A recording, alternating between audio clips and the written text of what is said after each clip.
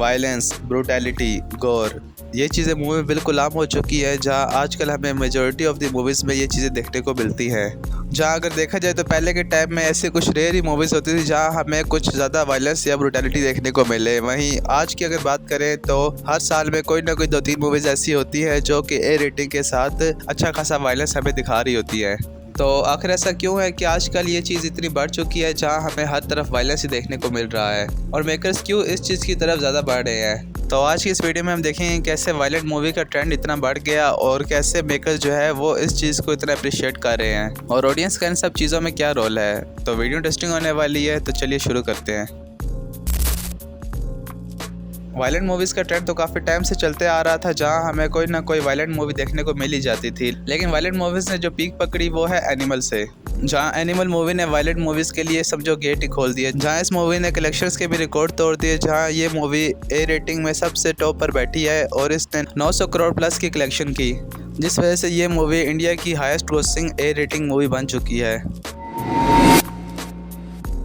और एनिमल ही वो मूवी थी जिसने वायलेंस मूवीज़ को बहुत ज़्यादा हाइप दी, और उसके बाद मूवीज़ की तो जिस तरह बाढ़ ही आ गई और हमें इतनी सारी वायलेंट मूवीज़ देखने को मिली, जैसे किल, मार्को, फतेह, जाट, इनमें भी हमें वायलेंस भर भर के देखने को मिलता है, और ये भी ब्रूटैलिटी और गोर को काफ़ी बढ़ा चढ़ा कर दिखाती हैं। जहाँ इनका एक्शन जो है वो काफ़ी ब्रूटल होता है और ब्लड शेड तो बिल्कुल ही आम है। मगर इनको भी जो एक चीज़ फेस करनी पड़ती है वो ये होती है कि जो भी मूवी रिलीज़ होती थी उसको एनिमल के साथ कंपेयर किया जाता था कि क्या ये मूवी एनिमल की तरह है या फिर एनिमल से भी ज़्यादा वायलेंस देखने को मिलता है या नहीं। मगर ये चीज़ इन मूवीज़ के लिए वर्क करती है, जहाँ इसकी वजह से मूवीज़ की फ्री पब्लिसिटी होती है और ये लोगों की बातों में रहती है, जिसकी वजह से मूवीज़ की हाइप जो है वो ऑटोमेटिकली और भी ज़्यादा बढ़ जाती है।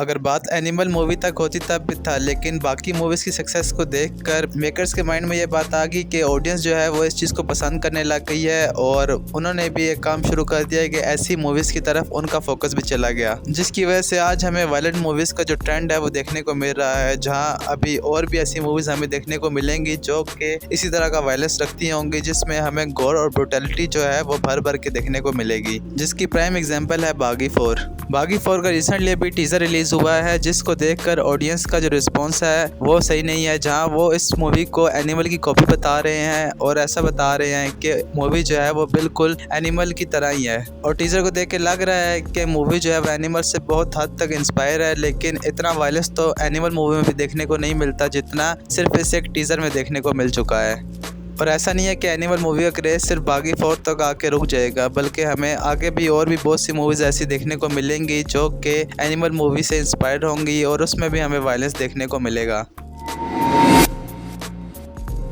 आखिर क्यों इतना वायलेंस जो है वो आजकल दिखाया जा रहा है? जहाँ तक मुझे लगता है तो मूवीज़ बनती हैं सप्लाई एंड डिमांड के बेस पर। मेकर्स उन्हीं मूवीज़ को बनाने की कोशिश करते हैं जो कि ऑडियंस को पसंद है या फिर ऑडियंस की उसके बारे में डिमांड ज़्यादा हो। क्योंकि अगर मेकर्स ऐसी कोई चीज़ बनाते हैं जिसकी ऑडियंस में डिमांड नहीं है और वो सप्लाई कर रहे हैं लेकिन वो आगे से परसीव ही उस तरह नहीं हो रही, तो वो चीज़ तो बिल्कुल ही फ्लॉप कहलाएगी। तो जहाँ तक वायलेंट मूवीज़ की बात है तो अब इंडिया में एक ग्रुप ऑफ ऑडियंस बन चुकी है जो कि वायलेंट मूवीज़ को पसंद करना शुरू कर चुकी है, जिसकी वजह से मेकर्स को भी ये कन्फर्म हो चुका है कि हमारी मूवीज़ जो है वो ऑडियंस तक पहुँचेगी। और ये एक बहुत बड़ी वजह है जिसकी वजह से हमें आज इतनी ज़्यादा वायलेंट मूवीज़ देखने को मिल रही हैं, क्योंकि at the and film industry एक बिज़नेस है जहां ऑडियंस को एंटरटेनमेंट प्रोवाइड करके वो पैसा कमा रहे हैं। और एंटरटेनमेंट में जहां आजकल ऑडियंस के लिए ब्रूटैलिटी, गोर, वायलेंस भी एक पार्ट बन चुका है, जहां ऑडियंस भी इस चीज़ को देखकर खुश होती है जो कि वो सिर्फ इमेजिन ही कर सकते हैं and can not perform in real life. और जिस चीज़ का फ़ायदा मेकर्स पूरी तरह उठाते हैं और ऑडियंस को वो चीज़ देते हैं जिसकी वो डिमांड करते हैं।